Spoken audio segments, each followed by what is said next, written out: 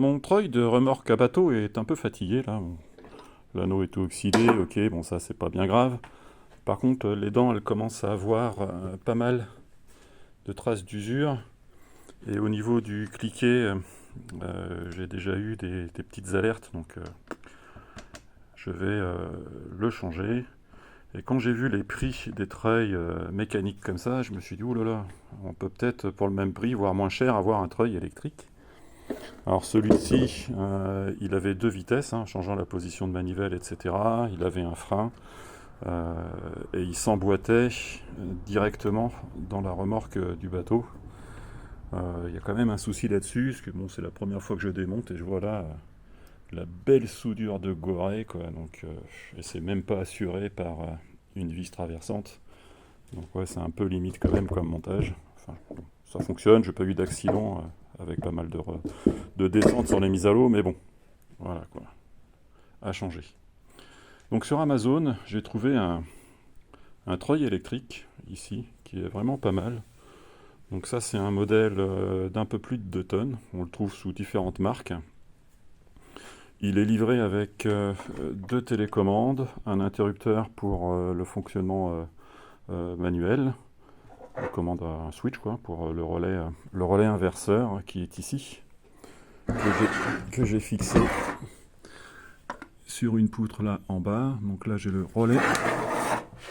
relais inverseur, j'ai la commande manuelle et le récepteur de télécommande avec sa petite antenne, son crochet et ses deux télécommandes. 143 € sur Amazon, complet, donc avec la corde synthétique, le crochet, le ruban, les deux télécommandes, le relais inverseur, le switch manuel, le récepteur pour les deux télécommandes ici, qui ont une portée annoncée de 20 mètres. Par contre, c'est livré avec des câbles préconfigurés avec des cosses des deux côtés, ce qui favorise pas en fin de compte le câblage. Alors j'ai acheté sur Amazon aussi pour 38 € une pince et un jeu de cosse à sertir, ce qui m'a permis de rationaliser complètement tout le câblage. Ce qui fait qu'au niveau du moteur et relais inverseur, j'ai même pas une quinzaine de centimètres de câble. Et au niveau de la batterie, eh bien, j'ai fait un truc, moi qui me paraît pertinent. Après, chacun fait comme il veut. Donc une cosse ici négative, une cosse positive que j'ai équipée d'un système de, de raccord rapide au niveau de la cosse positive. Comme ça me sert aussi de court-circuit qui me permet d'avoir en fait un ensemble autonome comme celui-ci.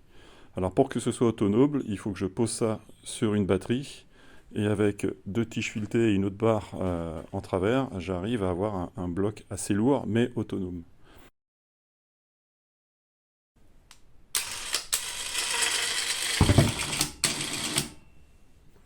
Après la rationalisation de tout ça, il me reste quand même pas mal de trucs.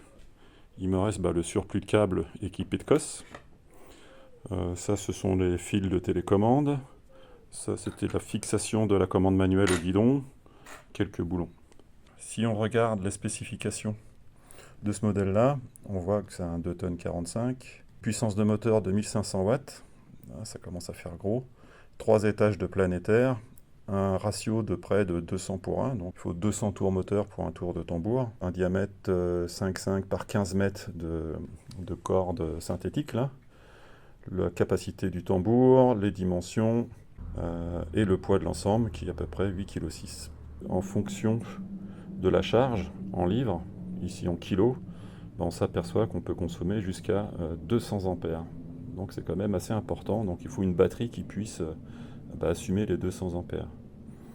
Un autre truc aussi intéressant, au niveau du tambour, en fonction qu'on soit sur le premier enroulement, le deuxième, le troisième ou le dernier, on a des capacités de charge qui diffèrent. Alors bien sûr, on retrouve les 2 tonnes sur le premier enroulement, mais dès qu'on passe au deuxième enroulement, on perd pratiquement 500 kg, et ainsi de suite. Et quand on est au cinquième enroulement, on est à peu près à 900 kg. Alors moi, la remorque, le bateau, je dois tirer à peu près 7 mètres de corde, donc je vois que on est à 1 tonne 2 de traction, sachant que le bateau il pèse justement entre 1 tonne 2 et 1 tonne 3, et qu'on va pas le lever complètement, mais on va plutôt le hisser sur la remorque. Je doute qu'on arrive à dépasser cette capacité de traction là, on doit être plutôt dans les 300-400 kg je pense de traction. Premier enroulement à 2 mètres de capacité, quand on fait 2 enroulements on a 4 mètres 3, comme ça jusqu'à 15 mètres. Donc vraiment un produit intéressant, je le répète, pour moins de 150 euros. Une autre caractéristique importante, c'est la vitesse d'enroulement. Donc on voit quand il n'y a pas de charge, on est à peu près à 5 mètres par minute.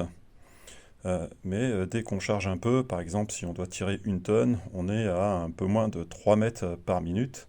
Donc pour faire les 6 mètres de la remorque, on en est quand même à plus de 2 minutes, hein, entre 2 et 3 minutes. Et 3 minutes, c'est relativement long.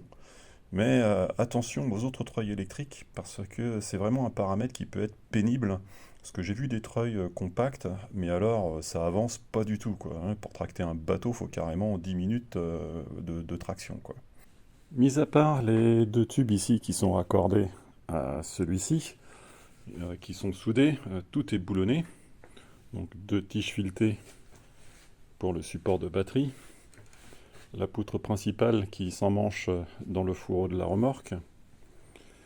Là, on a les 4 fixations de la platine.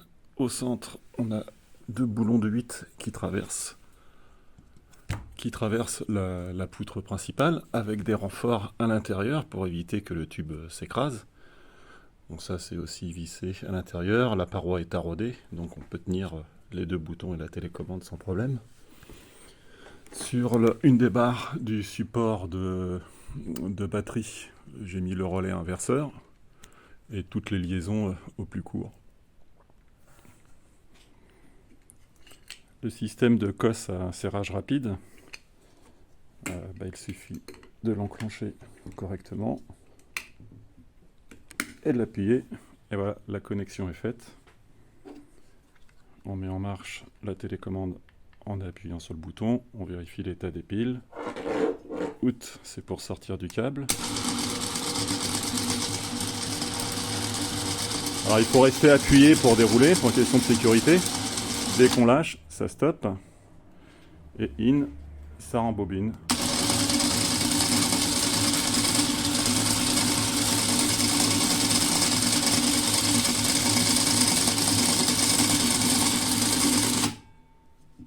Alors il faut que le câble soit toujours tendu à l'intérieur de l'enrouleur. Et ne pas oublier d'éteindre la télécommande. Au niveau de la télécommande, les piles, c'est du 12 volts. Taille 23A, A23, MN21, il existe 36 références là-dessus. Pour remiser le système, on déconnecte la batterie, on remet son capuchon. Et on peut ranger le tout ailleurs, comme ça, ça évite de se le faire voler. Ah, il y a un truc aussi que j'ai oublié de mentionner, c'est ici la molette de débrayage. Voilà, ça permet de dévider rapidement le système. L'interrupteur de commande manuelle avec inscrit dessus IN et OUT. IN pour rentrer. Et OUT pour sortir. La notice dit qu'il faut toujours enrouler le câble sous tension et ne jamais avoir moins de 5 spires, 5 enroulements pour commencer à tracter, sous peine d'arracher en fin de compte le câble du tambour. Donc on va essayer avec la télécommande, voir comment que ça se passe.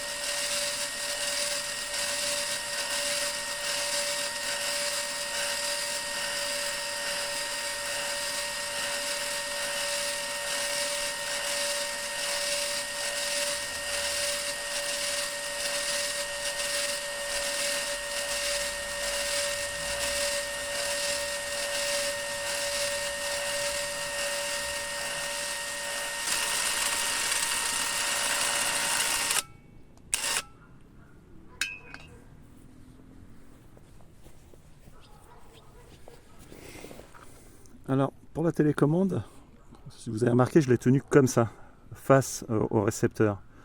Dans l'autre sens, ou incliné comme ça, j'ai remarqué que ça saccadait. Donc on entendait le contacteur faire tac, tac, tac, tac, ce qui pourrait l'user. Donc moi, ce que je vous conseille, c'est d'utiliser toujours la télécommande dans cette position-là, c'est-à-dire les boutons face au récepteur.